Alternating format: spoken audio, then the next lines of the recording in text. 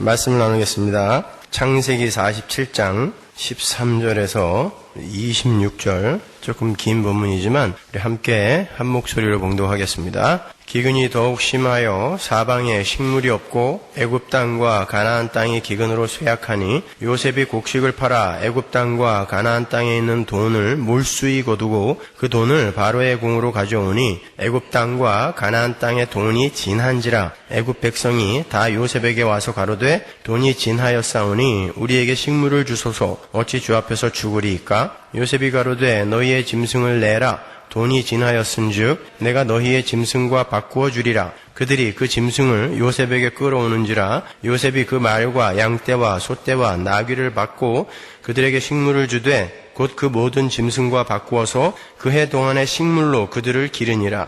그 해가 다가고 새 해가 되매 무리가 요셉에게 와서 그에게 고하되 우리가 주께 숨기지 아니하나이다. 우리의 돈이 다하였고 우리의 짐승떼가 주께로 돌아갔사오니 주께 낼 것이 아무것도 남지 아니하고 우리의 몸과 전지뿐이라. 우리가 어찌 우리의 전지와 함께 주의 목전에 죽으리이까? 우리의 몸과 우리 토지를 식물로 사소서. 우리가 토지와 함께 바로의 종이 되리니 우리에게 종자를 주시면 우리가 살고 죽지 아니하고 전지도 황폐치 아니하리이다. 그러므로 요셉이 애굽 전지를 다 사서 바로에게 드리니 애굽 사람이 기근에 몰려서 각기 전지를 팔미라. 땅이 바로의 소유가 되니라. 요셉이 애굽 이 끝에서 저 끝까지의 백성을 성읍들에 옮겼으나 제사장의 전지는 사지 아니하였으니 제사장은 바로에게서 녹을 받음이라. 바로의 주는 녹을 먹음으로 그 전지를 팔지 않음이었더라. 요셉이 백성에게 이르되 오늘날 내가 바로를 위하여 너희 몸과 너희 전지를 샀노라. 여기 종자가 있으니 너희는 그 땅에 뿌리라. 추수의 5분 1을 바로에게 상납하고 4분은 너희가 취하여 전지의 종자도 삼고 너희의 양식도 삼고 너희 집사람과 어린아이의 양식도 삼으라. 그들이 가로되 주께서 우리를 살리셨사오니 우리가 주께 은혜를 입고 바로의 종이 되겠나이다. 요셉이 애굽 토지법을 세움에 5분 1이 바로에게 상납되나 제사장의 토지는 바로의 소유가 되지 아니하여 오늘까지 이르리라. 아멘. 하나님 나라에 대한 명확한 이해가 없이 오늘 본문을 읽으면 상당히 황당한 그런 본문으로 읽을 수가 있어요. 그렇죠? 이 도대체 뭐 하는 짓입니까 이게? 리처드 기어라는 신예 배우를 세계적인 탑스타로 만들어준 영화가 사관과 신사라는 그런 영화입니다. 지금부터 27년 전쯤에 한국을 비롯한 전 세계에서 개봉이 되어서 수많은 청춘 남녀들의 가슴을 울렸던 잭과 폴라라는 리처드 기어와 데보라 윙거라는 인물의 사랑 이야기죠. 그 영화에는 두 쌍의 젊은 연인이 등장해요. 잭과 시드는 해군 항공사관학교 생도들이고 폴라와 리넷은 제지공장 여공들입니다.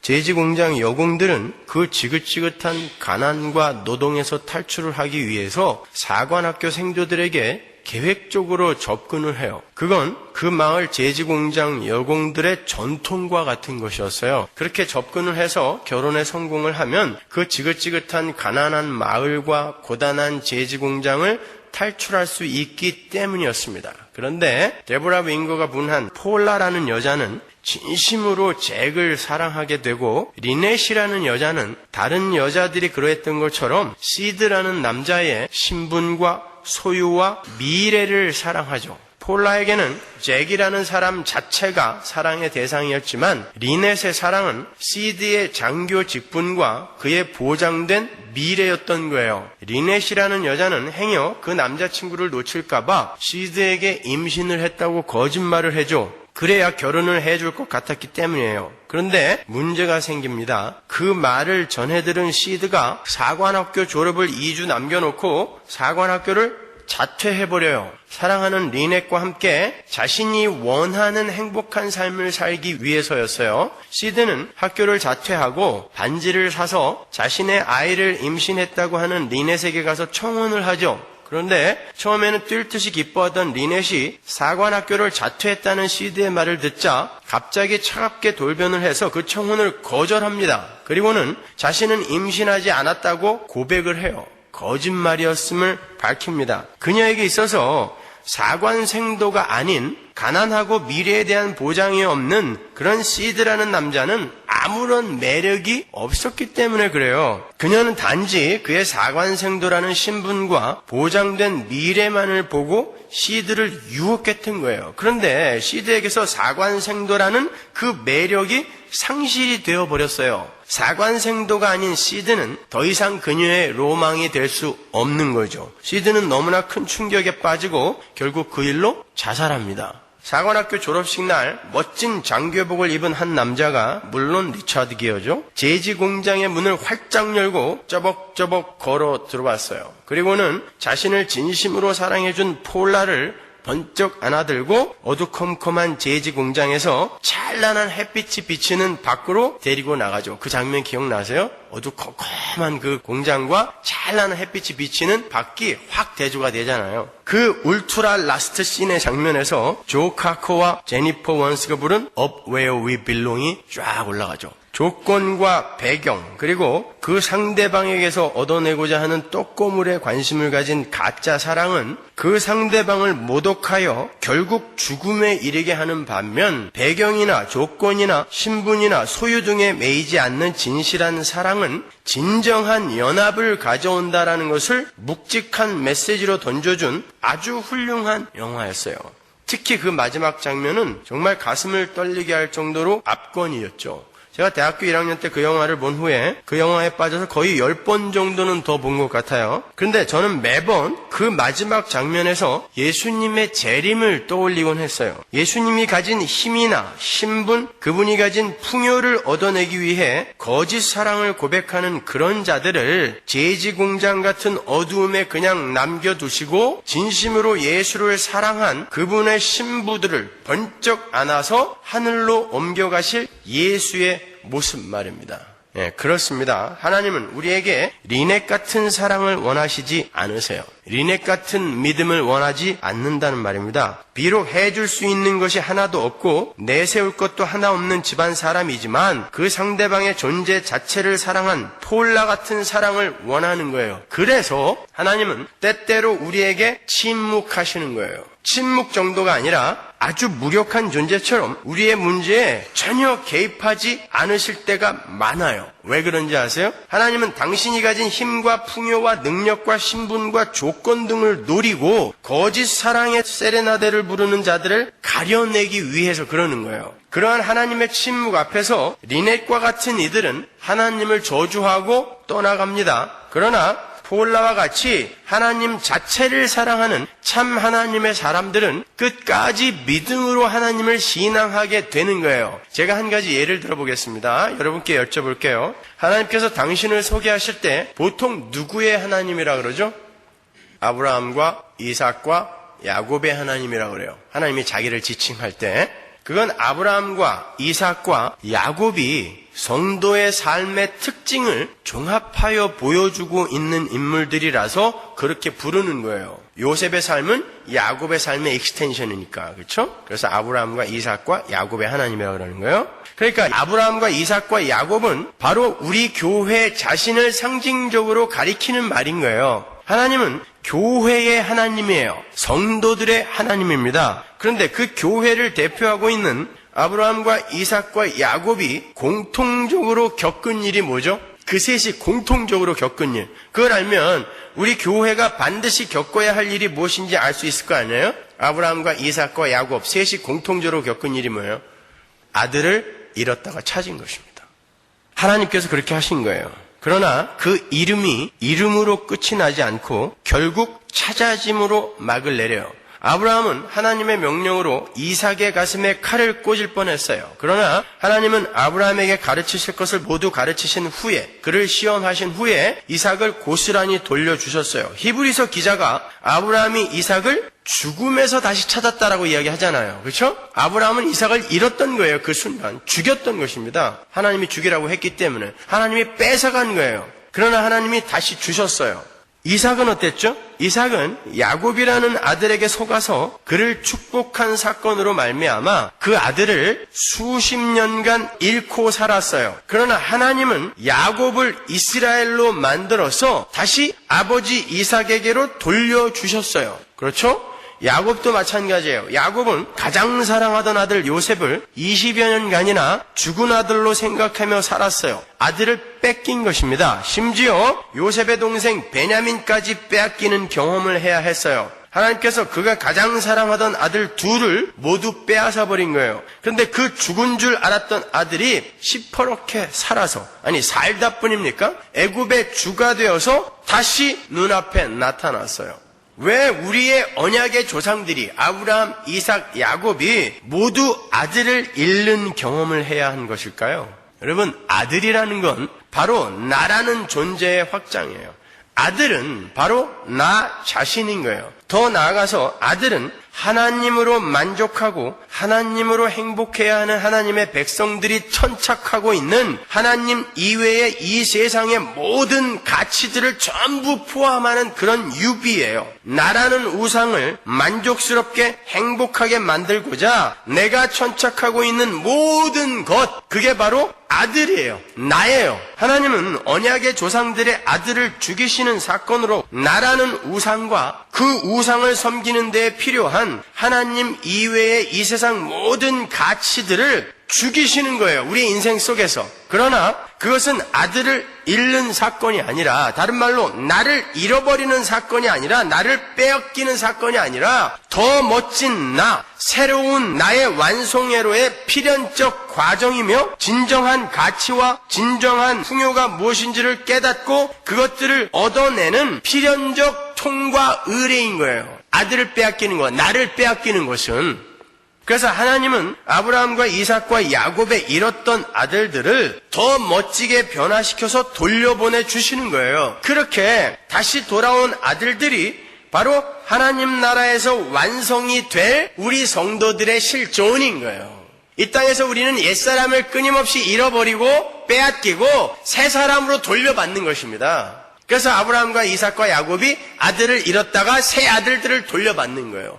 깜짝 놀랄 만큼 새롭게 변한 아들들을. 따라서 여러분이 지금 겪고 있는 시련이나 고난 등을 빼앗김이나 잃음이나 실패로 정의하지 마시고 나의 아들을 빼앗으심으로 더 좋은 것을 주고야 마시는 하나님 아버지의 배려의 손길로 받아들이셔야 하는 거예요. 여러분은 여러분 자신을 자꾸 빼앗겨야 되는 거예요. 그런 것들 하나 지켜주지 못하는 하나님, 그런 하나님은 나에게 필요 없어. 그게 바로 리넷식의 사랑인 거예요. 그런 사랑은 하나님 앞에 전혀 카운트되지 않습니다. 그건 하나님을 신앙하는 게 아니라 모독하는 거고 멸시하는 거예요. 시드가 얼마나 모욕감을 느꼈는지 자살을 해버렸다니까요. 왜냐하면 그가 사랑한 것은 하나님이 아니라 하나님의 도움이었으며 하나님의 재산이었으며 하나님의 능력뿐이었던 것이니까요. 만약에 여러분의 배우자가 지금 여러분을 그렇게 본다고 생각해 보세요. 도저히 못 참겠죠, 그건요. 근데 우리는 하나님은 그렇게 생각한다니까요. 우리의 신랑이신 하나님은 그렇게 생각해요. 그분을 좋아하는 게 아니라 그분이 갖고 있는 어떤 것을 얻어내기 위해서 그분을 사랑한다라고 거짓 고백하는 것입니다, 여러분.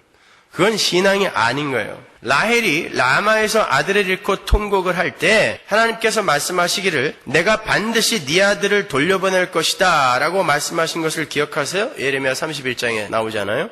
제가 예수지옥 김밥 천국이라는 그 설교에서 자세히 설명해드렸죠. 라헬의 아들들이 누구예요? 요셉과 베냐민이죠. 요셉의 아들이 에브라임, 즉 북이스라엘의 대표집하고 베냐민이 남유대예요. 그죠? 그러니까 그 라헬의 아들들은 이스라엘 전체를 상징하는 인물들이죠. 그래서 라헬이 지금까지도 이스라엘의 어미로 상징적으로 불리는 거예요. 그런데 하나님께서 요셉과 베냐민, 즉 이스라엘을 잠시 빼앗아 버린단 말입니다. 요셉과 베냐민의 빼앗김은 나중에 이스라엘의 바벨론 포로로 다시 한번 나타나죠. 그게 예레미야 31장이에요. 그렇게 성경은 하나님께서 당신의 백성들을 빼앗아 망하게 하시고 포로로 잡혀가게 하시고 기근과 흉년에 내던지시기도 하시는 일을 창세기부터 요한계시록에 이르기까지 반복하여 기록을 하고 있어요. 그런데 매번 결국 그들을 다시 돌려보내주세요.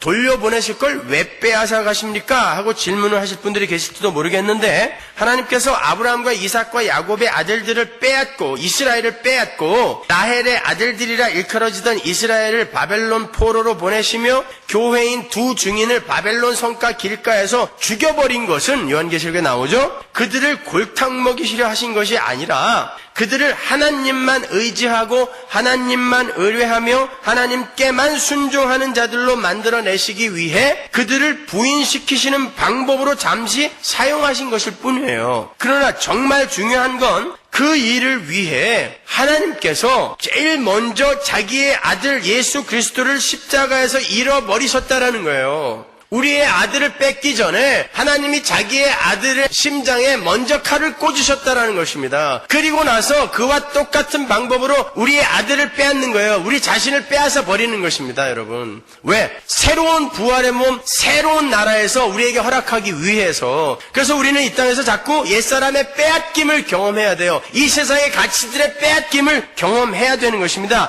하나님의 힘을 이용하여 그것을 쌓고 모으는 게 아니란 말입니다, 여러분. 거기에 대해서 자꾸 마음을 빼앗겨야 되는 거예요. 알거지가 되라는 말이 아니라 내가 생명처럼 갖고 있는 그것들에게서 내 마음을 찾아오라는 것입니다. 그리고 하나님께 드리라는 거예요. 그게 뭐예요? 크레도, 믿음, 신조라는 거예요. 마음을 드리는 거예요. 믿음이라는 건. 그래서 뺏는 거예요. 우리는 그렇게 우리의 아들을 잃어버리는 경험을 통해, 다른 말로 나에게 있어서 하나님 말고도 힘으로 작용했던 많은 것들을 잃어버리는 경험을 함으로 해서 우리를 위해 아들을 빼앗기셨던 하나님 아버지의 마음을 조금 더 이해할 수 있게 되는 것이고, 더 나아가 우리는 그렇게 모든 것을 상실하고 죽을 수밖에 없는 존재였는데 예수께서 통곡하고 있는 라헬에게 오셔서 내가 너에게 영원히 잃어버릴 수 없는 진짜 아들, 즉 영원한 생명을 돌려보내시겠다라고 약속하신 그 하나님의 말씀을 의지하여 소망으로 오늘을 이겨내야 되는 거예요. 하나님은 그 약속을 지키기 위해 우리의 아들, 즉 우리의 힘을 빼앗아가고 있는 거예요. 왜? 더 좋은 아들, 바로 새로운 나로 다시 돌려주기 위해서. 이 옛사람 싹 죽여버리고 이미 십자가에서 죽은 이 옛사람 싹 죽여버리고 싹 빼앗아버리고 새로운 나로 돌려주기 위해서 우리의 가치, 우리의 소유를 빼앗아버리는 거예요. 그걸 이해하셔야 됩니다, 여러분. 그 빼앗김은 가장 좋은 것으로 바꿔주시기 위한 거룩한 빼앗김인 것입니다. 그런 관점으로 오늘 본문을 이해하셔야 돼요. 이런 복음에 대한 올바른 선이해, 하나님 나라에 대한 올바른 선이해가 없이 오늘 본문을 보면 그야말로 황당 그 자체죠. 요셉이 매점매석을 해서 가나안과 애굽의 모든 돈을 전부 끌어모아서 바로에게 바칩니다. 뿐만 아니라 모든 돈이 떨어져서 진했다가 완전히 파산했다는 뜻이에요. 모든 돈이 떨어져서 이제 더 이상 곡식과 맞바꿀 아무런 재화가 없는 이들의 땅, 전지도 전부 뺏어버려요. 그게 언약의 후손이 할 일입니까? 요셉이 그렇게 가나안과 애굽의 모든 돈과 땅을 전부 끌어모아서 바로에게 바쳤다는 그 사실은 헤로도투스나 스트라보 같은 역사가들의 증언을 통해서도 역사적 사실로 확인이 된 거예요. 진짜로 그랬어요. 여러분 생각해 보세요. 지금 우리의 도덕관이나 윤리관 그리고 사회관으로 볼 때 하나님의 언약의 후손이 7년간 풍년이 들고 나중에 7년간 흉년이 들 것을 명확하게 계시로 알고 있는 상태에서 아무에게도 말하지 않고 자기만 준비를 했다가 나중에 흉년이 들자 가나안과 애굽의 모든 그 불쌍한 백성들의 돈과 땅을 전부 빼앗아 버리는 게 잘하는 짓이에요? 그것은 도둑놈이죠. 그건 악당이에요. 근데 성경이 그걸 한 장에 걸쳐 기록하고 있단 말입니다. 정말 민중을 위하고 백성의 안위를 걱정하는 위정자는 백성들을 계몽해서 흉년에 대한 대비를 시켰어야죠. 왜 몰래 다 사들였다가 더 비싼 값에 팔아먹냔 말이에요. 그들에게 대비를 시켰으면 이런 일이 없었을 거 아닙니까? 그런데 요셉이라는 사람은 1인지하 만인지상의 자리를 차지하고 앉아서 오로지 자기 위의 왕의 유익만을 위해 살고 있어요. 그건 자신의 지위를 이용해서 얻은 어떤 고급 정보로 부동산 투기나 주식 투자를 하는 오늘날의 정신 나간 어떤 악한 관리들과 똑같은 행태 아닙니까? 그렇잖아요. 자기만 알고 있는 정보로 자기만 부자가 됐어요. 그리고 나중에는 그것으로 말미암아 더 큰 부자가 됐어요. 애굽의 가나안의 모든 돈과 땅이 전부 자기께 되어버렸단 말입니다. 매점매석으로 자유농들을 일시에 전부 소장농으로 전락을 시켜버렸어요. 그건 악덕 기업가의 원조예요. 요셉은 지금 힉소스 왕조라는 이방 왕조가 애굽의 모든 돈과 땅을 다 차지하는 데에 1등 공신이 되어버린 거예요. 뭘 상징하는 걸까요? 이 세상 권세 잡은 자가 다스리는 이곳에 한 왕이 오셨는데 그 왕을 진짜 왕으로 만들기 위해 어떤 이가 열심히 일을 하고 있는 것입니다. 예수 그리스도와 하나님 나라를 상징하는 거예요. 요셉은 지금 예수의 모형으로 등장하는 것입니다. 그렇게 자신의 모든 것을 빼앗기고 한 왕에게 완전히 복속이 되어서 순종을 하는 전제 군주제의 애굽의 모습이 바로 하나님 나라의 모형이에요. 잘 들으세요. 하나님 나라는 민주주의 국가 아닙니다. 하나님 나라는 민주주의 공화국 아니에요. 바실레이아 왕국 전제 군주제인 것입니다. 교회도 마찬가지예요. 교회는 민주주의 아니에요. 여러분 성경을 보실 때 자신의 가치관이나 도덕관 그리고 오늘날의 시대 정신 등을 전제하고 보시면 안 돼요. 성경은 예수 그리스도와 십자가와 인간과 하나님을 계시해 주는 책이지 도덕책이나 윤리책이 아닙니다. 그렇게 성경을 보니까 구약의 하나님은 무식하고 폭력적인 하나님이라느니 유다는 며느리와 근친상간을 할 나쁜 놈이라느니 요셉은 애굽 이름으로 창씨 계명을 했고 애굽의 제사장의 딸과 결혼을 한 더러운 인간이라는 등의 지탄을 하는 거예요. 성경은 그런 식으로 봐서는 안 돼요. 요셉이 애굽의 제사장의 딸과 결혼한 이유가 분명히 있습니다. 여러분 하나님은 성경을 통하여 성경의 독자인 성도들에게 하나님과 하나님 나라 그리고 인간의 죄와 구원을 친절하게 설명을 하실 뿐이에요. 그 설명을 위해 역사까지도 동원이 되는 거예요. 이 땅에 내려오셔서 죄인이 되시고 죄인과 연합한 세례를 받으시고 세리와 창기들과 친구가 되신 그런 모습을 요셉이 보여주는 거예요. 창씨 계명하고 제사장의 딸과 결혼을 하는 그런 모습으로 애굽 사람으로 상징이 되는 하나님의 백성들, 그 백성들과 연합을 하는 것입니다. 그리고는 결국 한 왕을 위해 자기의 모든 것을 바쳐 그 왕을 왕되게 만들어버리는 거예요. 예수 그리스도의 모형인 거예요, 여러분. 하나님은 성경을 통하여 성경의 독자인 성도들에게 하나님과 하나님 나라 그리고 인간의 죄와 구원을 친절하게 설명을 하실 뿐이에요. 그 설명을 위해 이 역사도 경륜이 되는 것입니다. 하나님의 창세전의 작정과 예정과 계획이 역사 속에서 구체적으로 사건화되어 설명이 되는 거고 그 객관적이며 실제적인 역사가 우리에게 계시로 다가오는 거예요. 그렇게 요셉은 당신의 백성들의 아들을 빼앗아 버리는 예수의 모형으로 등장하는 거예요. 잘 들어보세요.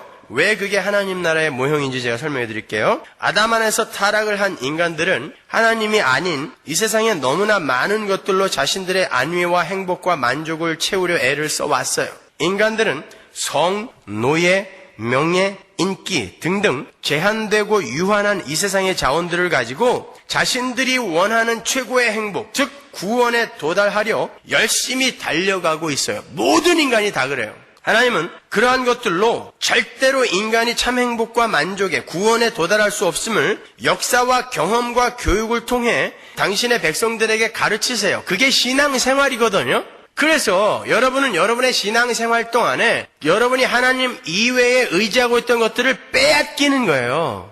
하나님은 그들이 하나님 이외의 것으로 자신들을 보호하려 하고 행복에 도달하려 하는 시도를 할 때 그 길을 막아서시는 거예요. 때때로 그것들을 빼앗아 가시기도 해요. 그리고 결국에는 그 옛사람과 이 세상의 가치들을 완전히 빼앗아 버림으로 구원을 완성시키시는 거예요. 그러니까 여러분이 지금 이 세상의 힘과 가치와 여러분의 옛사람을 조금씩 빼앗기고 있다라는 그런 경험을 하고 있다라는 것은 여러분이 지금 점점 구원에 가까워지고 있다라는 말인 거예요. 로마서 13장의 내용처럼 구원이 가까웠다 그러잖아요. 근데 왜 거기에서 하나님을 원망하냔 말이에요. 왜 거기에서 이런 하나님은 필요 없어 라는 삿대질을 하냔 말이에요. 그게 리넷이라니까요. 하나님을 모독하는 거예요. 그거는요.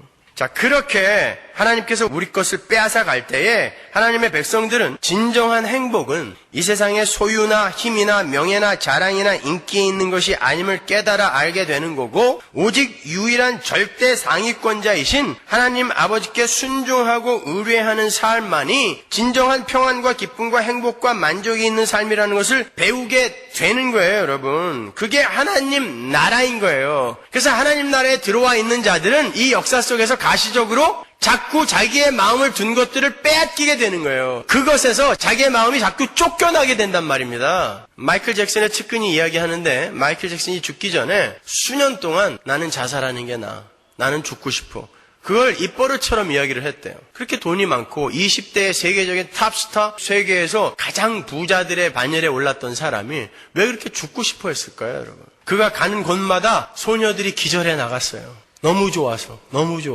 자가용 비행기, 헬리콥터가 몇 대씩 있었고 2600에이커에 달하는 네버랜드, 집이 2600에이커였어요. 근데 그 사람이 가장 많이 한 말이 죽고 싶다. 그걸 견디지 못해서 너무 약물을 많이 먹어서 수시로 위세척을 해야 되었대요. 인기, 명예, 돈이 사람을 행복하게 못 만들어 주더라는 것입니다. 그래서 하나님이 그런 것들을 우리에게서는 빼앗아 가시는 거예요. 아니, 처음부터 많이 안 줘버리는 거예요. 그러나 그게 복인 겁니다. 표정들이 굳어지시는군요. 그래서 여러분의 인생에 가끔 빼앗김의 역사가 일어나게 되는 거예요. 건강을 빼앗기기도 하고, 자식들을 빼앗기기도 하고, 재산을 빼앗기기도 하고, 명예를 빼앗기기도 해요. 그렇게 빼앗겼다가 나중에 다시 찾았을 때 그것에 대한 내 가치관이 완전히 달라지죠. 완전히 알고지 만든다는 이야기 아니에요. 뺏었다가 돌려줬을 때 그게 옛날에 내가 보았던 가치관과 완전히 다른 가치관으로 보여진단 말입니다. 그런 것들이 반복될 때 우리가 하나님 나라에서는 완전히 다른 가치관, 다른 세계관으로 살게 되는 거예요. 그렇게 하나님이 우리의 것을 빼앗아 갈 때 그것들이 차지하고 있던 자리를 비워내시고 그 빈 공간에 예수를 채워야 되는 거예요. 그때 진정한 새하늘과 새 땅의 새 삶이 우리에게서 격발이 되게 되는 거예요.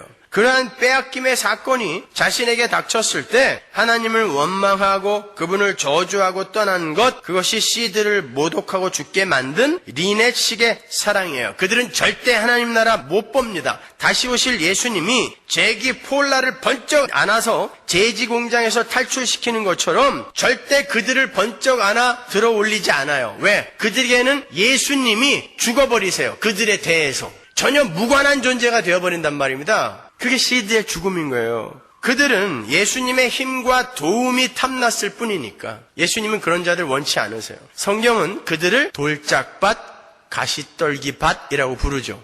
정확하게 그 이야기 하는 거예요. 씨 뿌리는 자의 비유가. 오늘 본문을 보시면 가나안과 애굽의 모든 백성들이 요셉에게 와서 먹여만 주시면 땅도 다 내놓고 노예가 되는 것도 감수하겠다라고 이야기를 하죠. 아주 중요한 말이 나와요. 종이라는 단어가 나온다고요. 여러분, 우리는 하나님과 맞짱 뜨는 그런 사람들 아니에요. 하나님의 종으로 살아야 되는 자들이에요. 종. 그래서 우리가 하나님을 주라고 부르잖아요. 주인. 우린 종이라는 뜻이에요. 그렇게 노예가 되는 것도 감수하겠다고 하자 요셉이 그들의 땅을 몰수한 후에 곡식을 주고 종자와 식량으로 쓰라 그래요. 가나안과 애굽의 모든 백성이 애굽 왕의 소장농, 즉 종이 된 거예요. 근데 제사장들 건 안 뺐죠. 왜 안 뺐어요? 그들의 땅도 빼앗아 버리면 제사장들이, 왕실 위주로 근무하던 제사장들이 먹고 살기 위해 각지로 퍼져버릴 거예요. 그러면은 이스라엘이 신앙을 지킬 수가 없어요. 하나님은 이렇게 치밀하신 거예요. 그 애굽의 다신을 섬기는 제사장들 거는 안 뺏어요. 녹을 계속 주세요. 먹고 죽으라고. 내 백성들 건드리지 말라고 안 뺏어요. 하나님이 그럽니다, 여러분. 우리만을 위해 역사를 운행하고 계세요. 그렇게 요셉이 그들의 땅을 몰수한 후에 곡식을 주고 종자와 식량으로 쓰라고 하자 그때 백성들이 씨를 뿌려요. 그리고 그 흉년 사건은 막을 내리게 되는 거예요. 모든 것이 한 왕에게 종속이 되고 항복이 되자 흉년이 끝나고 새로운 파종이 시작되는 거예요. 그 뒤로는 흉년이라는 단어 안 나와요. 그리고는 소출의 5분의 1만 왕에게 바치고 5분의 4는 자신들이 갖게 되는 효율적이고 합리적인 고대 농지법이 만들어져요. 요셉에 의해 새 세상이 시작된 거예요. 고대의 역사서들을 보면 그때 요셉에 의해 만들어진 그러한 고대 농지법이 상당히 오랜 시간 유지되고 있었음을 알 수 있어요. 애국뿐만이 아니라 고대 근동 지방의 농지법이 이렇게 결정이 되어버렸어요. 요때 요셉이 만든 요 법으로.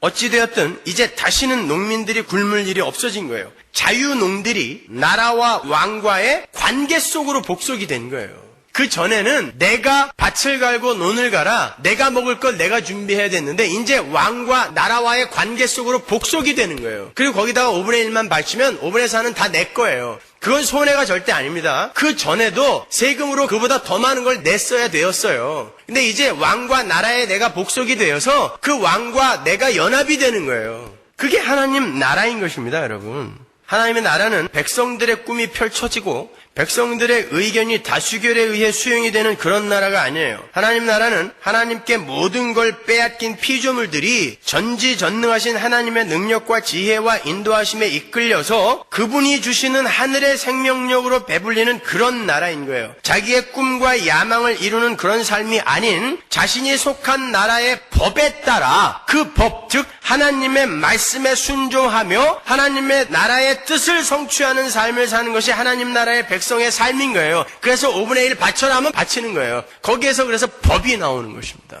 이 심오한 이야기를 하는데 전혀 감동이 없어요.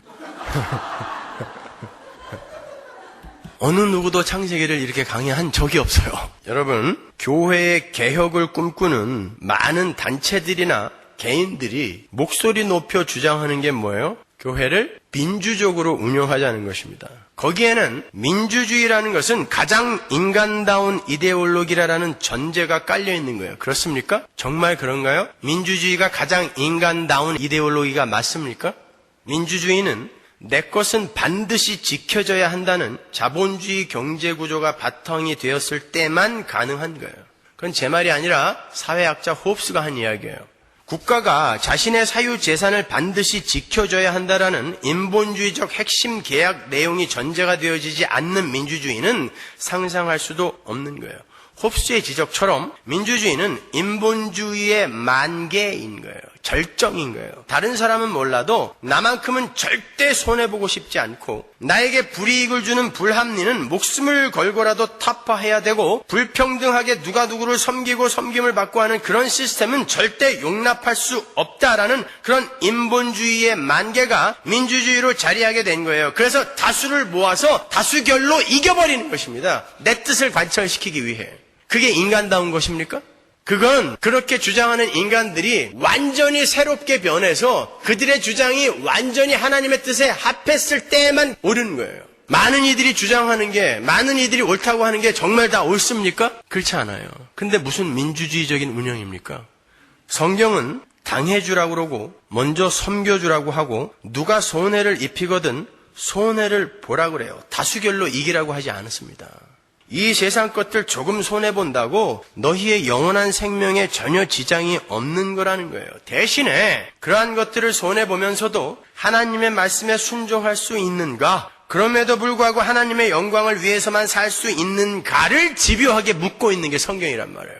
교회는 다수결에 의해서 교인들의 의견이 관철이 되는 그런 집단이 아니라 다수가 불편하고 고통을 당한다 할지라도 하나님의 말씀에 근거하여 하나님이라는 왕에 의해 전제군주제로 끌려가는 공동체여야 하는 거예요. 저는 지금 목사가 왕이 되어서 목사에 의해서 끌려가는 그런 집단을 말하는 게 아니에요. 하나님이 왕이 되셔서 하나님에 의해 끌려가는 그런 참교회를 말하는 거예요. 성경이 하라는 건 하고 성경이 하지 말라라는 것은 목에 칼이 들어와도 하지 않는 그런 교회. 교인들의 다수가 원한다고 해서 말씀의 진리를 왜곡하고 성경의 근본 지평을 벗어난 만모니즘과 성공주의와 세속적 소유지향성, 패권주의 등을 지향하는 그러한 천민 자본주의보다도 못한 그런 치졸한 막가파식의 힘의 원리를 따라 교회의 몸집을 확장해가는 그런 류의 행태는 지양되어야 되는 거예요. 오늘날 여러분이 저에게 찾아와서 우리 교회 교인들 과반수가 찬성을 한 사안이니까 이제부터는 고난이나 십자가, 자기 부인 심판 이런 설교 하지 마세요 하신다고 해서 제가 우리 교인들의 과반수가 그렇게 원하신다면 저도 이제부터 긍정적 사고와 긍정의 힘, 성공 신화와 이데올로기에 맞는 그런 설교를 하겠습니다. 이렇게 돼서는 안 된단 말입니다. 우리는 우리의 것을 빼앗겨야 돼요. 우리의 주장, 우리의 의견, 우리의 뜻, 우리의 꿈, 우리의 야망, 하나님 이외에 나의 힘이라고 쌓아둔 모든 것 다 빼앗게 되는 거예요. 그리고 하나님의 영광만을 위해 사는 자들이 되어야 되는 거예요. 그게 성도의 목적지입니다. 그런데 나의 의견이 좀 반영이 되지 않았다고 해서, 나의 뜻대로 교회가 움직여주지 않는다고 해서 교회를 흔들고 모함을 하고 하는 거, 그게 어찌 가당한 일이겠습니까, 여러분? 오늘날 교회의 문제들이 전부 그거 아니에요? 절대로 그 자리에 앉으시면 안 돼요. 오히려 여러분의 뜻을 빼앗겨야 돼요. 그게 하나님 나라의 모형으로서의 올바른 교회의 모습인 거예요. 여러분, 성경은 성경의 독자들인 성도들에게 너희들은 이 세상에 대해서 시체가 되어라, 주검이 되어라. 다른 말로 이 세상에서 죽어라 하고 반복하여 외치고 있어요. 다수결로 너희들의 의견을 관철해라가 아니에요. 죽어라, 시체가 되어라, 주검이 되어라. 내일은 내가 한다 라고 이야기한단 말입니다. 그런데 나를 돋보이기 위해, 내가 인정받기 위해 인생의 모든 에너지를 올인하고 나의 의견을 관철시키기 위해 다른 이들을 밟고 하는 일이 어찌 성도의 삶 속에 있을 수 있겠어요? 마태복음 24장 23절 보세요. 그때 누가 너희에게 보아라, 그리스도가 여기 있다, 혹은 아니 여기 있다 하더라도 믿지 말아라. 거짓 그리스도들과 거짓 예언자들이 일어나 큰 표적들과 기적들을 행하여 보여서 할 수만 있으면 선택받은 사람들까지도 홀릴 것이다. 보아라, 내가 너희에게 미리 말하여 둔다. 그러므로 그들이 너희에게 보아라, 그리스도가 광야에 있다 하더라도 너희는 나가지 말고, 그리스도가 골방에 있다 하더라도 너희는 믿지 말아라. 번개가 동쪽에서 나서 서쪽에까지 번쩍이듯이 인자도 그렇게 올 것이다. 시체가 있는 곳에는 독수리가 모여드는 법이다. 예수님께서 말세와 예수님의 재림에 관해 말씀하시는 장면이에요. 말세 때는 거짓 예언자들과 거짓 선지자들, 그리고 거짓 그리스도들이, 그러니까 가짜 목사들이 큰 표적들과 큰 기적들을 행하여 하나님의 백성들까지 미혹을 한다는 거예요. 예수님의 초림부터 재림 때까지가 말세죠. 왜냐하면 최후의 심판이 2000년 전 역사 속에 뚫고 들어왔기 때문에 이때부터가 말세인 거예요. 언제 예수님이 오실지 모른단 말입니다. 심판이 이미 일어나 버렸어요, 여기에서. 그러니까 지금 그런 일들이 일어나고 있다라는 말입니다. 그러니까 기적 있는 곳에 가지 말라는 거예요. 그래서 어떤 게 하나님이 하는 거고 어떤 게 마귀가 하는 건지 구별 못하면 가지 말라는 것입니다. 왜 거짓 예언자들과 거짓 선지자들이 큰 기적과 표적들을 사용하여 하나님의 백성들을 미혹할까요? 사람들이 기적과 표적 앞에서 맥을 못 추기 때문에 그래요. 성공주의와 만문이즘에 물든 인간들은 눈에 보이는 기적이 자기에게도 영향을 미쳐서 뭔가 유익을 주지 않을까 하는 막연한 기대 때문에 기적과 표적을 갈망해요. 자기의 삶에서도 기적 같은 일이 일어나서 도저히 해결될 것 같지 않은 문제가 해결이 되고 불치병이 낫고 하는 그런 일이 일어나기를 고대하는 마음을 마귀가 잘 이용하는 거예요. 그건 빼앗기는 삶이 아닙니다, 여러분. 오히려 이 세상에 하나님 말고도 내가 힘으로 의존하고 있는 것들을 더 쌓아주는 거 아닙니까? 하나님은 빼앗는다고 했는데 내 마음을 오히려 거기에 더 두게 만드는 게 어찌 하나님이 하시는 일이겠냔 말이에요. 그런 것들을 마귀가 이용하는 거예요. 그래서 여러분의 소원들을 적당하게 들어주면서 여러분을 그리로 끌고 간단 말입니다. 유황불못으로 아무리 이야기를 해도 그 앞에만 가면 맥을 못 쳐요.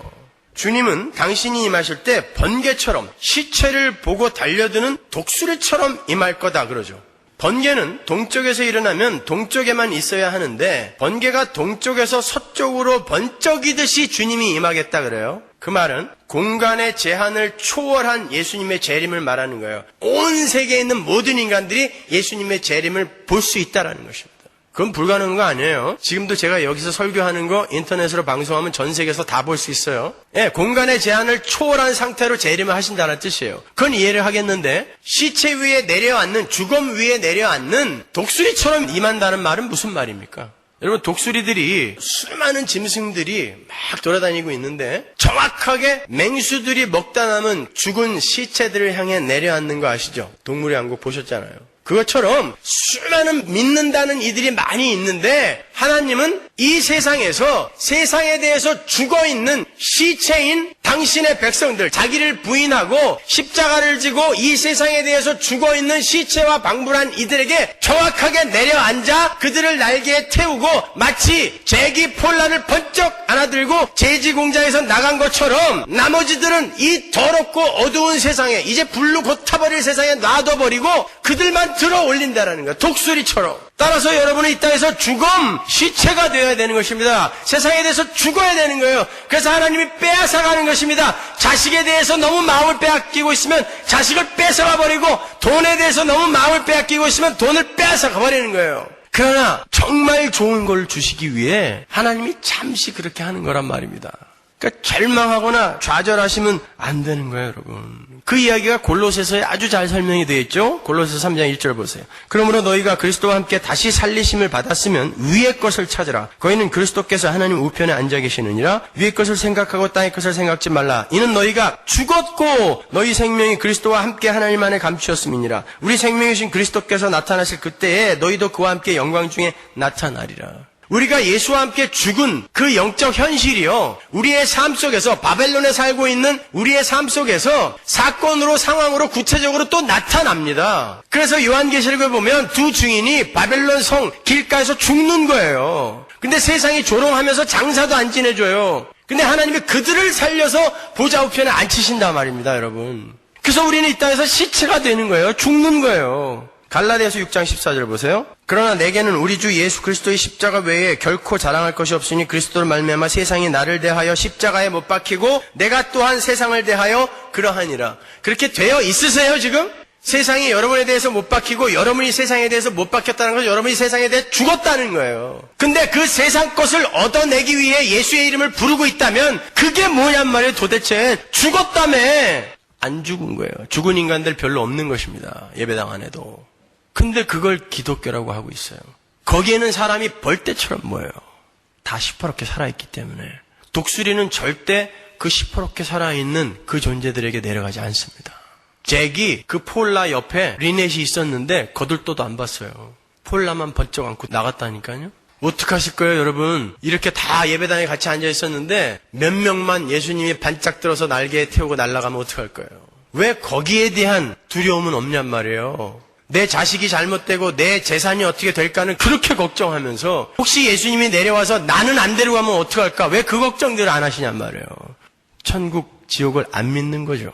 그렇지 않습니까? 안 믿는 거죠. 그러니 예수님이 그렇게 말씀하실 만도 하죠. 내가 다시 올 때 이 세상에서 내가 믿음을 보겠느냐. 믿는다고 하는 믿는 자들은 많은데 믿음을 보겠느냐라고 이야기하잖아요. 오늘날 교회는 예수를 버렸습니다. 천국, 지옥을 믿지 않아요, 여러분. 우리는 이렇게 이미 세상에 대해서 죽은 자로 결정이 되어버린 거예요. 여러분의 재산에 대해서도 죽은 거고, 여러분의 육신적 건강에 대해서도 죽은 거고, 여러분의 명예에 대해서도 죽은 거예요. 우리는 하나님에 대해서만 살아있어야 돼요. 이 세상의 평가에 대해 살아있으면 안 돼요. 하나님의 평가에 민감해야지. 이 세상 사람들의 평가에 민감하다 보면 우리는 마귀의 유혹에 쉽게 넘어가게 돼요. 여러분, 남들이 여러분 칭찬해준다고, 부러워한다고, 존경해준다고 믿지 마세요. 집에 가면 다 욕해요. 관심도 없어요. 근데 왜 세상 사람들의 평가에 그렇게 집착을 하십니까, 여러분? 너 정도 나이에, 너 정도 학벌에, 너 정도 위치에 이만큼의 평가는 받고 있어야지. 전부 그런 것 때문에 지금 가슴 아파하고 있지 않아요? 그런 것 때문에 우울해하고 있는 거죠. 이런 마귀의 속삭임에 속아서 세상에게 자랑스러운 평가를 받기 위해 자신의 모든 인생을 허비하고 있는 게 이 불쌍한 인생들의 현 주소예요. 아니요, 우리는 하나님에 대해서만 살아있어야 돼요. 하나님의 평가에만 민감해야 됩니다, 여러분. 아이고, 내 자식 그렇게 세상에게 조롱당하면서도 나를 원망하지 않고 끝까지 믿음을 지켜줬구나. 참 고맙다. 여러분이 지금 부끄럽고 민망하게 생각하고 있는 그런 사건들과 상황들을 보면서 하나님이 그렇게 말씀하고 계시다면 어떡하실 거예요? 아이고, 내 자식 참 잘 참고 있네. 참 고맙다. 근데 세상 사람들은 아이고, 예수 믿는다더니 참 꼴 좋다. 누구의 평가에 귀를 기울일 거냔 말입니다. 아이고, 우리 새끼 그렇게 가난하고 병들고 한 상태에서 끝까지 하늘 소망을 놓지 않고 세상 사람들에게 보이지 않는 것을 소망하는 그 믿음을 보여줬구나. 잘했다, 내 자식. 세상은 아이고, 쫄딱 망해가지고 참 꼴 좋네. 너 같은 거하고 이제 친구 안 할래. 자, 어떤 평가에 더 귀를 기울이시겠어요? 하나님이 어떻게 생각할까는 생각도 안 하시죠. 여러분, 정말 사업이 망해서 마음까지 망하는 사람은 없어요. 자식이 대학 떨어졌다고 마음까지 망하는 사람 없습니다. 그 후에 닥쳐오는 다른 사람들의 평가와 손가락질 때문에 전부 마음이 상하고 망하는 거예요. 그래서 자살까지 하는 것입니다. 사업이 망해서가 아니에요. 쪽팔려서예요. 세상에게 쪽팔려서. 왜 세상에 대해서 죽은 사람들이 세상이 죽은 사람 보고 뭐라고 그런들 뭔 상관이에요. 그거 훈련하세요. 그 세상에게 변명하려고 하지 말고 나 자랑하려고 하지 마세요. 그래 하나님 앞에 가면 다 밝혀질 거야. 니들 맘대로 생각해. 좀 이런 용사 같은 마음, 그런 마음으로 살 수는 없습니까, 여러분? 인터넷 악플, 그게 뭐 대단하다고 초딩들이 할 일 없어서 써놓는 거, 그거 갖고 왜 자살하고 그래요? 연하는 애기들이 할 일 없어갖고 앞에 앉아가지고 막 악플하는 거, 왜 그걸 온 세상이 나를 이렇게 보나 봐, 이렇게 침소봉대해서 자살합니까? 그 사람들이 뭐라고 그러든 말든 뭐 어때요? 저한테 콘서트 때 가요 불렀다고 어떤 인간들이 또 이메일을 보내가지고 그래서 제가 그랬어요. 우리 교인들이 좋아하는데 니들이 무슨 상관이야? 맘대로 떠들고 다녀. 괜찮아. 다음에 할 기회가 있으면 더 많이 할 거야. 자, 그랬다니까요. 니들 맘대로 기사 써. I don't care.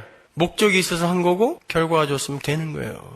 뭐라 그러든 무슨 상관이에요, 여러분. 이 세상 모든 사람들이 전부 우리를 조롱하고 비웃어도 우리 하나님이 옳다 인정해 주신다면 그걸로 된 거예요.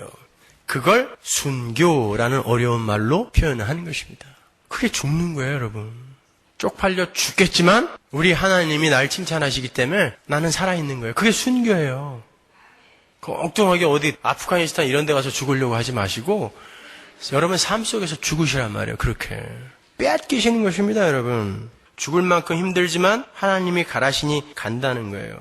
사업이 망하셨습니까? 자식이 속을 썩이고 있습니까? 그게 꼭 그렇게 부끄럽고 민망한 일이에요? 여러분은 부모님 속 안 썩이셨어요? 여러분은 전부 모범생이셨습니까? 아니잖아요. 자기들은 더 했으면서. 내가 가출 몇 번씩 한 사람도 알고 있어요, 여기서. 근데 잘 돼 있잖아요, 지금. 이렇게 멋지게 예수 믿고 있으면 잘 된 거지 뭐예요. 만일 그 상황을 보신 우리 아버지께서 야, 우리 아들 사업이 어려워지니까 내 앞에 무릎 꿇는 시간이 더 많아졌네. 이 아버지가 참 기쁘다. 아이고, 우리 딸 자식이 속썩이니까 성경 말씀을 더 신실하게 붙드는구나. 아이고, 참 기특하네. 하나님이 이렇게 여러분에게 평가하신다면 그때도 부끄럽고 민망하게 생각하시겠어요? 아니요. 그런 사건이나 현상들로 기죽거나 교만하거나 그러시면 안 돼요, 여러분. 사람들에게, 세상에게 인정받으려고 하지 마세요. 세상에 대해서는 주검이 되셔야 돼요. 오직 하나님에 대해서만 사셔야 돼요. 로마서 6장 11절 보세요. 이와 같이 너희도 너희 자신을 죄에 대하여는 죽은 자요 그리스도 예수 안에서 하나님을 대하여는 산 자로 여길지어다. 그렇게 만들기 위해 여러분을 자꾸 빼앗아가는 거예요. 죽이시는 거예요, 하나님이. 하나님 나라 백성은 하나님께 모든 걸 다 빼앗기고 하나님이 주시는 하나님의 풍요로 자신을 채워야 하는 이들인 거예요. 그래서 하나님께서 여러분 마음을 가득 채우고 있는 이 세상의 가치라 불리는 똥덩어리들, 배설물들을 치워내시는 거예요. 왜 여전히 나라는 우상에서 벗어나지 못하고 나의 꿈, 나의 비전, 나의 소원, 나의 문제 해결에만 천착하고 계시냔 말입니다. 뺏기세요. 기쁘게 뺏기세요. 예수님의 말씀처럼 이 세상에서 가지고 싶은 걸 다 가지고 정작 생명을 잃으면 무슨 소용이 있어요? 여러분, 솔직히 여러분의 생명이 뭡니까? 여러분이 생명처럼 여기고 있는 게 뭐예요? 다르게 물어볼까요? 여러분에게서 무엇이 없어졌을 때 죽고 싶으셨어요? 그게 여러분의 생명입니다. 돈, 자식, 명예, 인기, 이런 것들 여러분에게서 사라졌을 때 혹시 죽고 싶지 않으셨어요? 그게 여러분 생명이에요. 왜? 이게 없어졌는데 내가 살 의미가 없다라는 건 내가 그걸 생명으로 갖고 있다라는 거예요. 심지어 죽잖아요. 그게 내 생명이니까 죽는 거예요. 그러나 그 모든 것들은 전부 유한하고 제한적이며 가변적인 거예요. 언제 변할지 몰라요. 언제 없어질지 몰라요. 그러나 내가 곧 길이요 진리요 생명이라고 한 그 예수를 생명으로 꼭 붙들고 있는 자는 절대 죽지 않아요. 왜? 예수가 변하지 않는 분이고 배반하지 않는 분이고 그분은 영원히 사시는 분이기 때문에 그래서 그들이 영생을 소유하고 있다라고 하는 거예요. 돈을 생명으로 갖고 있는 자는 돈이 사라지면 곧 같이 죽어요. 유황불못으로. 명예, 자식 마찬가지입니다, 여러분. 뭐가 여러분의 생명이에요? 예수가 여러분의 생명이어야 되는 거예요. 마태복음 10장 37절 보세요. 아비나 어미를 나보다 더 사랑하는 자는 내게 합당치 아니하고 아들이나 딸을 나보다 더 사랑하는 자도 내게 합당치 아니하고. 그렇죠? 요한복음 12장 43절. 저희는 사람의 영광을 하나님의 영광보다 더 사랑하였더라. 인기, 쾌락 더 좋아했더라는 거예요. 디모데후서 3장 4절. 쾌락을 사랑하기를 하나님 사랑하는 것보다 더하며 경건의 모양은 있으나 경건의 능력은 부인하는 자. 아비나 어미, 아들이나 딸, 사람들의 평가, 쾌락, 재물 그 어느 것도 예수님을 앞서면 안 된다고 성경이 이렇게 명확히 이야기하고 있어요. 그런 것들에 대해서 죽으라는 말입니다. 그러한 것들은 유한하고 한시적인 것들이에요. 예수님만 소멸하지 않아요. 예수님만 변하지 않아요. 예수님만 유한하지 않습니다. 그분을 생명으로 꼭 붙들으라고 다른 것들을 빼내시는 거예요. 다른 게 너무 많이 들어가 있으니까 그걸 밀어내시면서 그걸 빼앗는 거예요. 우리의 마음을 거기서 빼앗는 거예요. 그렇게 우리의 마음을 빼앗는 것들을 다 빼앗기고 그 만왕의 왕의 발 앞에 꿇어 엎드려서 저는 기쁘게 당신의 노예가 되겠습니다 하는 고백을 해야 하는 게 성도예요. 본문 25절 보세요. 그들이 가로되 주께서 우리를 살리셨사오니 우리가 주께 은혜를 입고 바로의 종이 되겠나이다. 이 고백을 듣고 싶은 거예요. 하나님은 우리에게. 우리가 하나님의 은혜를 입었사오니 이제는 하나님의 종처럼 살게요. 그거보다 더 나은 삶이 없네요. 요거 가르치시기 위해 세상의 가치로 도배를 하고 있는 우리의 삶 속에서 그것들을 빼앗아 가시는 것입니다, 여러분. 여러분의 자아를 꼭 붙들고 있는 이 세상 그 어떤 것도 하나님 앞에 합당하지 않아요. 전부 부인해 내셔야 돼요. 그게 거룩한 빼앗김이에요. 그래서 성도의 본물을 성경이 자기 부인이라고 하는 것입니다. 돈이 많아도 그게 자신의 자랑과 교만이 되지 않는 사람, 돈이 많음에도 불구하고 하나님께 빼앗긴 거예요. 근데 돈은 개뿔도 없는데 여전히 그게 나의 목숨처럼 여겨지고 있어요? 아직 안 뺏긴 거예요. 그러니까 가난하고 부하고 건강하고 병들고 이런 걸로 빼앗겼다 안 빼앗겼다 평가하시면 안 돼요. 건강한 사람이 아이고 하나님 참 내가 이렇게 너무 건강하니까 맨날 딴 생각이나 하고 주일날도 그냥 골프나 치러 가고 싶고 그러네요. 하나님 참 제 마음은 하나님이 제 건강을 쳐서라도 하나님을 신앙하는 그 신앙에 더 전념하게 해주셨으면 참 좋겠습니다. 마음으로라도 생각하는 사람 건강 하나님께 뺏긴 것입니다. 하나님 우리 자식이 지금 너무 좋은 대학에 들어갔어요. 그리고 너무 좋은 직장을 잡아서 혹시 우리 자식 교만해질까봐 걱정이에요. 하나님 필요하시다면 저 자식, 저 직장 빼앗아서라도 하나님 성실하게 신실하게 예배하는 자로 만들어주세요. 하나님 앞에 자식 뺏긴 사람입니다. 그렇지 않고 예배는 무슨 개뿔이야 예배냐. 그건 나중에 하고 지금 멋진 사람 돼서 이 어미의 이 아비의 자랑이 되어다오. 그 자식이 그 사람의 생명입니다. 하나님은 반드시 뺏으세요. 반드시 빼앗아 가십니다. 여러분이 하나님의 백성이 맞다면 그러니까 미리 항복하시란 말이에요. 미리 하나님의 종으로 사시란 말입니다. 여러분. 바실레이아 하나님 나라는 왕국이에요. 민주주의 공화국 아닙니다. 여러분의 뜻 관철되지 않아요. 하나님이 하나님의 뜻대로 끌고 가시는 거예요. 그래서 빼앗아 가시는 것입니다. 누가복음 9장 23절 보세요. 또 무리에게 이르시되 아무든지 나를 따라오려거든 자기를 부인하고 날마다 제 십자가를 지고 나를 쫓을 것이니라. 누구든지 제 목숨을 구원코자 하면 잃을 것이요 누구든지 나를 위하여 제 목숨을 잃으면 구원하리라. 시체되라는 거예요. 사람이 만약 온 천하를 얻고도 자기를 잃든지 빼앗기든지 하면 무엇이 유익하리요. 이래도 여러분이 하나님이 가진 힘이나 이용하고 그분에게서 얻어내고자 하는 그 어떤 것들을 목적으로 그분을 신앙하고 사랑하고 하시겠어요? 하나님 모독하지 마세요. 하나님 정말 목매달아 죽고 싶으실 거예요. 저놈이 진짜 나를 모독해도 한참 모독하는구나. 여러분 지금 결정하십시오. 하나님이 가진 그 어떤 것을 이용하기 위해 거짓 사랑을 고백하는 리넷이 되시겠습니까? 하나님이 비록 이 세상에서 내 소원을 들어주지 않고 나의 꿈의 실현에 침묵하고 계신다 할지라도 그분이 나를 사랑하시는 것을 내가 알기에 그 어떤 상황 속에서도 심지어 거룩한 빼앗김 속에서도 그 하나님만을 사랑하겠다는 폴라 같은 사랑을 하시겠습니까? 결정하세요. 그러나 한 가지 명심할 것, 하나님은 절대 리넷에게 안 찾아갑니다. 폴라에게만 찾아가세요. 기도하겠습니다.